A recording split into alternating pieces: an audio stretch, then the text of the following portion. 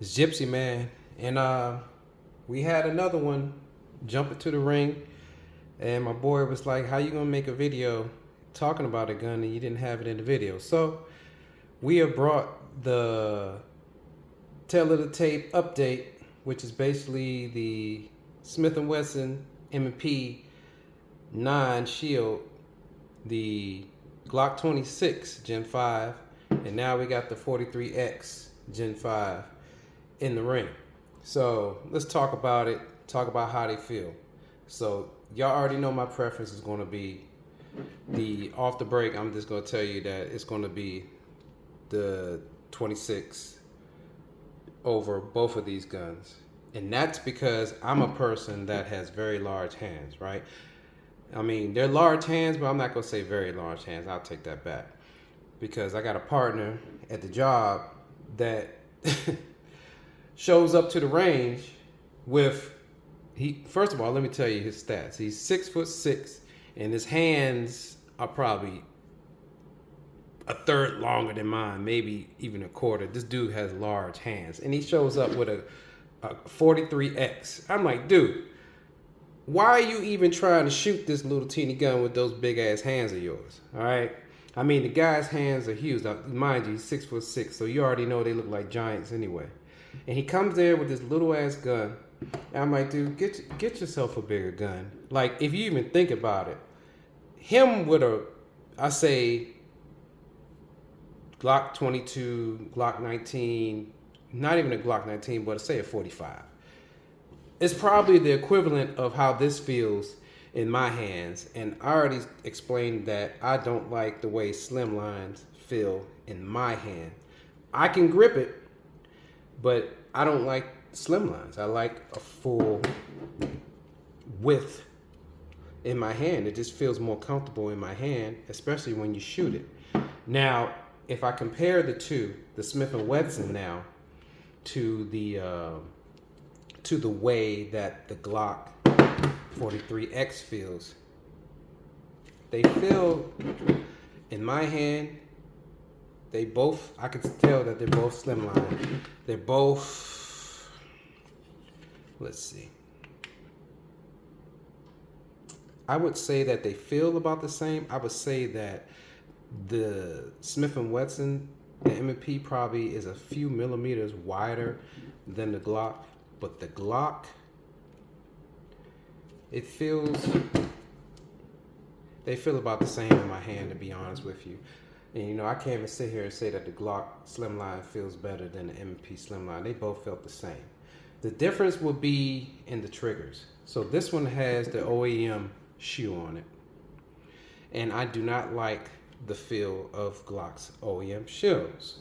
OEM triggers shoes. So I always remove that from my guns and trade them in for a flat trigger. As you can see on my Glock 26, I have swapped out the Glock Performance Trigger flat shoe for the OEM curved shoe, which doesn't let the safety, it goes flat or flush with the shoe when you squeeze the trigger. On the OEM shoe, we know that uncomfortable feeling that Glock provides us with their OEM curved shoes, that you can still feel that safety pushing into your finger when you shoot it. So it creates a little bit of discomfort for some people. When you start shooting, of course, it disappears. But just from a feel perspective, before you start shooting, you can definitely feel it.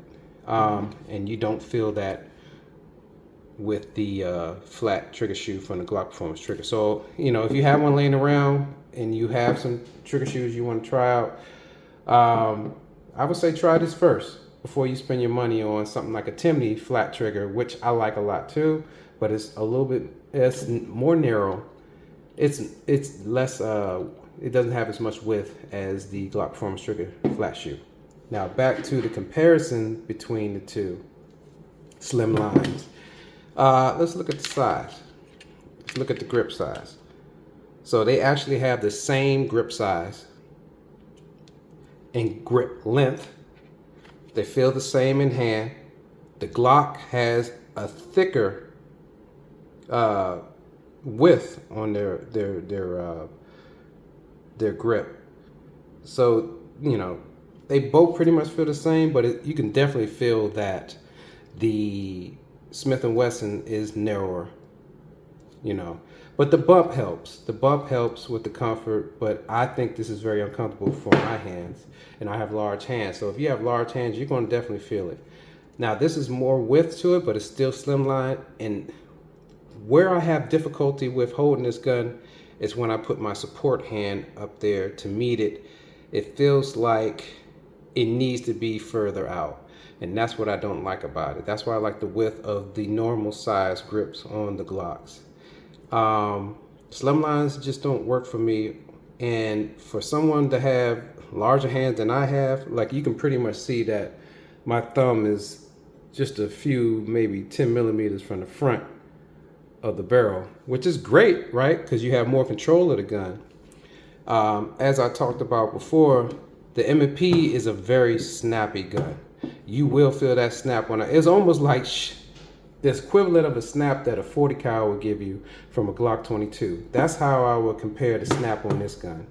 It feels like that, but you're shooting a 9mm.